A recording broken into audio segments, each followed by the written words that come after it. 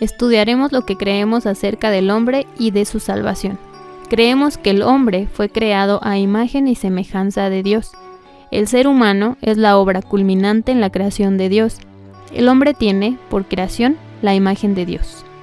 Y creó Dios al hombre a su imagen. A imagen de Dios lo creó. Varón y hembra los creó. Génesis, capítulo 1, versículo 27. Esto no tiene que ver con las características físicas del hombre.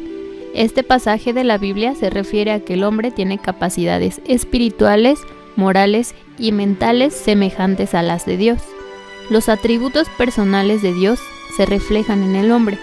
El hombre tiene inteligencia, capacidad de decisiones morales, capacidad de sentir y expresar sus sentimientos, capacidad de razonar y ser responsables por sus decisiones. Es decir, Dios creó a alguien que por sus características es capaz de relacionarse con él. El que Dios haya creado al hombre a su semejanza implica que al principio el hombre era inocente de pecado, en el sexto día de la creación. Vio Dios todo lo que había hecho, y he aquí que era bueno en gran manera.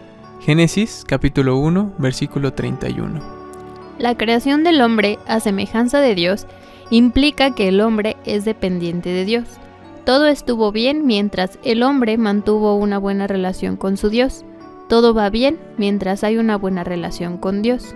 Porque en Él vivimos, y nos movemos, y somos, como algunos de vuestros propios poetas también han dicho, porque linaje suyo somos. Hechos, capítulo 17, versículos 28. Dentro de las características que tiene el hombre por creación, es el libre albedrío. Dios no creó un robot, sino un ser pensante con capacidad para decidir. Tampoco creó al hombre con decisiones condicionadas, en la que siempre habría de responder positivamente. Dios creó un ser con decisiones morales libres, y el hombre usó mal de su libertad, convirtiéndose en un esclavo de su propio pecado. Creemos que el pecado del hombre se expresa en la rebelión y desobediencia a los mandatos explícitos de Dios. La inocencia original se perdió cuando Adán y Eva decidieron aceptar la tentación. Fue una rebelión concreta y una desobediencia consciente. El apóstol Pablo, reflexionando sobre esto, dijo: Por tanto, como el pecado entró en el mundo por un hombre, y por el pecado la muerte, así la muerte pasó a todos los hombres, por cuanto todos pecaron. Romanos, capítulo 5, versículo 12. La Biblia habla de nuestra responsabilidad individual. El hombre es pecador por propia decisión y es responsable por su pecado en forma personal. Nadie puede evadir su propia responsabilidad. Nadie puede echar la culpa a otros, sea a Adán, a Satanás o al mismo Dios. Por cuanto todos pecaron y están destituidos de la gloria de Dios. Romanos 3, 23. El hombre peca porque es pecador. Hay actos y actividades concretas de desobediencia a los propósitos de Dios en cada ser humano, y estos actos son repetidos en forma consciente por cada uno de nosotros. Los logros impresionantes en el campo de la ciencia y la tecnología no han producido un hombre mejor. Los conocimientos y profundización de las ciencias sociales no han solucionado la carencia básica del ser humano. Con todos estos conocimientos, el hombre solamente ha podido diagnosticar mejor los problemas humanos, pero no ha podido resolverlos. El hombre ha logrado avances importantes en la ciencia que le han permitido curar enfermedades. Ha llenado nuestras casas de equipos y tecnología que hacen la vida más fácil, pero a pesar de la tecnología y la ciencia, seguimos viviendo en un mundo lleno de crímenes, de agresiones, de discriminación, de explotación, de niños abandonados, de hombres y mujeres infelices. El hombre lleva impreso en su naturaleza la dependencia de Dios, y su problema fundamental solamente podrá enfrentarse con éxito por iniciativa del mismo Creador. Creemos que el hombre es redimido por la gracia de Dios. Solamente la gracia de Dios puede hacer que el hombre vuelva a estar en santa comunión con Él, y es esta comunión con Dios la que puede capacitar al hombre para que cumpla en el propósito creativo de Dios. En la Biblia podemos ver la obra de Dios en favor del hombre. La palabra gracia implica todo lo que Dios hace por amor en favor del hombre, sin depender de las obras meritorias de éste. El ser humano desde siempre ha buscado ganar su salvación, aunque algunos creen que hay que hacer algo para obtener la salvación. Dios dice todo lo contrario. Porque por gracia sois salvos por medio de la fe, y esto no de vosotros, pues es don de Dios, no por obras, para que nadie se gloríe. Efesios capítulo 2, versículo 8 y 9. Dios no solamente quiere salvar al hombre de su pecado, sino llevarlo a cumplir en plenitud su propósito, es decir, la imagen de Dios en el hombre, degradada y distorsionada por el pecado, puede ser restaurada, y el único que puede hacerlo es Dios. ¿Y cómo lo hace? A través de su Hijo Jesucristo. El plan de Dios es que la imagen de su Hijo sea formada en nosotros. Porque a los que antes conoció, también los predestinó para que fuesen hechos conforme a la imagen de su Hijo, para que Él sea el primogénito entre muchos hermanos. Romanos capítulo 8, versículo 29. La responsabilidad del creyente es doble. Por un lado, renunciar al viejo hombre, habiéndoos despojado del viejo hombre con sus hechos. Colosenses capítulo 3, versículo 9. Por otro lado, tomar activamente la decisión de ir cada día en avance en la restauración de aquella imagen perfecta. Y revestido del nuevo, el cual conforme a la imagen del que lo creó, se va renovando hasta el conocimiento pleno. Colosenses capítulo 3, versículo 10. ¿Qué creemos acerca de la salvación? Creemos que Jesucristo pagó con su sangre derramada en la cruz el precio de nuestra salvación. Podemos definir la palabra salvación como el acto de rescatar a alguien de una situación de peligro y traerlo a una condición de seguridad. En su connotación bíblica, salvación es la experiencia espiritual de haber pasado el pecador perdido de muerte a vida, de ser un seguidor del diablo a ser un discípulo de Jesucristo. La salvación comprende la redención del hombre. Redimir antiguamente significaba comprar un esclavo para dejarlo en libertad. Algunos, movidos por la misericordia, compraban a los esclavos y los dejaban en libertad. Es lo que hizo Jesucristo cuando derramó su sangre en la cruz, pagando así el precio de nuestra libertad, de nuestra salvación. Creemos que todos los seres humanos están perdidos a causa de su pecado. Todos hemos hecho lo malo y hemos desobedecido a Dios. Por cuanto todos pecaron y están destituidos de la gloria de Dios. Romanos capítulo 3, versículo 23. Porque la paga del pecado es muerte. Romanos capítulo 6, versículo 23. Todos nosotros nos descarriamos como ovejas, cada cual se apartó por su camino. Isaías capítulo 53, versículo 6. Entendemos el pecado como una rebelión contra Dios, la cual rompió la comunión entre el hombre y Dios, y como consecuencia introdujo la muerte en el mundo y condenó al hombre al infierno o castigo eterno. Por tanto, como el pecado entró en el mundo por un hombre, y por el pecado la muerte, así la muerte pasó a todos los hombres, por cuanto todos pecaron. Romanos capítulo 5, versículo 12. Creemos que la salvación es posible. El hombre tiene esperanza. Su salvación es posible por cuanto hay un Salvador que es Cristo Jesús. Desde el primer momento en que el hombre pecó en el huerto del Edén, Dios descendió a buscarlo y darle esperanza. En ese encuentro, Dios reprendió y castigó a los culpables y también maldijo a la serpiente. Pero Dios pronunció en ese momento la primera promesa de redención que se menciona en la Biblia. Y pondré enemistad entre ti y la mujer, entre tu simiente y la simiente suya. Esta te herirá en la cabeza, y tú le herirás en el calcañar. Génesis capítulo 3, versículo 15. El cumplimiento de esta promesa es Jesucristo, quien aplastó y venció al diablo e hizo posible la redención del hombre. Creemos que Dios responde a la necesidad espiritual más grande del hombre, enviando a su Hijo.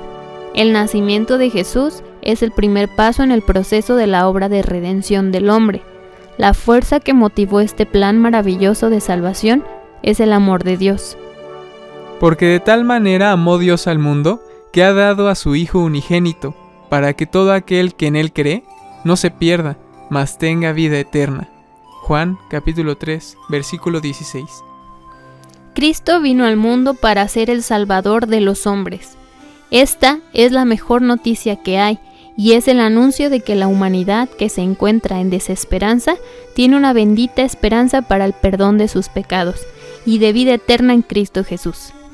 Y dará a luz un hijo, y llamarás su nombre Jesús, porque él salvará a su pueblo de sus pecados. Mateo capítulo 1, versículo 21. Creemos que la invitación a ser salvos es para todos los hombres. Jesús extiende una invitación amplia y misericordiosa a todos los pecadores a venir a Él. Venid a mí todos los que estáis trabajados y cargados, y yo os haré descansar. Llevad mi yugo sobre vosotros, y aprended de mí, que soy manso y humilde de corazón, y hallaréis descanso para vuestras almas, porque mi yugo es fácil y ligera mi carga. Mateo capítulo 11, versículos del 28 al 30. La salvación incluye la regeneración, la santificación y la glorificación, es decir, Dios ofrece en Cristo una salvación completa de principio a fin. La regeneración consiste en un nuevo nacimiento. El individuo, antes de venir a Cristo, está muerto en sus delitos y pecados, pero al recibir a Cristo como su único y suficiente Salvador, nace de nuevo, recibe una nueva naturaleza, la del Espíritu. Para ser ciudadanos de esta tierra es necesario nacer. De igual manera, para ser ciudadano del cielo, o sea, ser salvo, es necesario nacer de nuevo. El nacimiento físico es de la tierra, el espiritual es del cielo. Aquel es nacimiento de la carne, este del espíritu. Uno es de abajo, otro es de arriba. El segundo nacimiento no se puede explicar por medios humanos. El nuevo nacimiento lo produce el Espíritu Santo en el pecador cuando se cumplen simultáneamente dos condiciones, el arrepentimiento y la fe. El arrepentimiento es un cambio de mente, es como dar un giro de 180 grados. Antes se alejaba de Dios, ahora camina hacia Dios. Arrepentirse significa reconocer que se ha pecado contra Dios.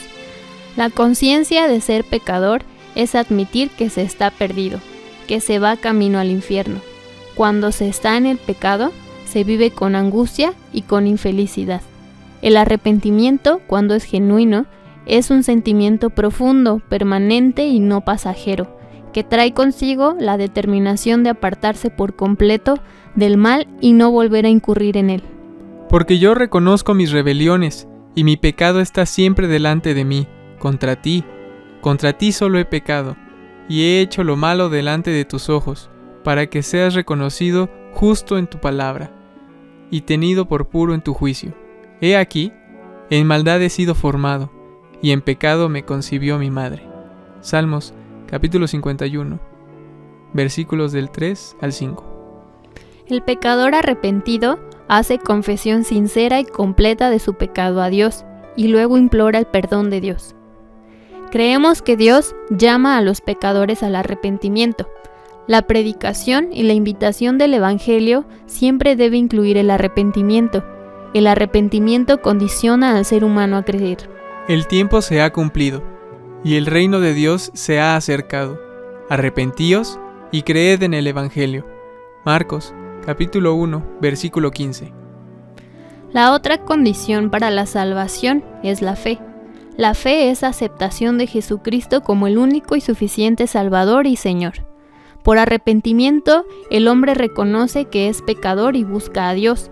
Por la fe, el pecador acepta el perdón de sus pecados creyendo en Jesucristo y recibiéndolo como su único, suficiente y personal Salvador. La fe es el camino por el cual el pecador se acerca a Dios y entra en comunión con Él. Creemos que para que el hombre pueda comparecer ante Dios, debe ser justo. ¿Cómo, pues, se justificará el hombre para con Dios? ¿Y cómo será limpio el que nace de mujer? Job, capítulo 25, versículo 4. El pecado hace que el hombre solamente merezca la muerte eterna. El pecado impide que exista una relación con Dios. Solamente la justificación haría la reconciliación entre las dos partes enemistadas. El hombre está incapacitado para restablecer por medios propios la comunión con Dios. Es la fe el puente que une, el camino que acerca, la llave que abre la puerta, la gracia que hace posible la recepción de la dádiva bendita de la salvación de Cristo Jesús. Creemos que Dios, por medio de Cristo, ofrece la salvación gratuitamente al pecador. El Espíritu despierta la fe en el corazón del hombre. La fe es un don de Dios. De cierto os digo, el que oye mi palabra y cree al que me envió, tiene vida eterna, y no vendrá condenación, mas ha pasado de muerte a vida. Juan, capítulo 5, versículo 24. Junto con la salvación, también se obtiene la santificación. ¿Qué entendemos los cristianos bautistas por santificación? Es la experiencia que comienza en la regeneración y mediante la cual el creyente es separado para cumplir con los propósitos de Dios y es capacitado para progresar hacia la perfección moral y espiritual por la presencia y el poder del Espíritu Santo que mora en él.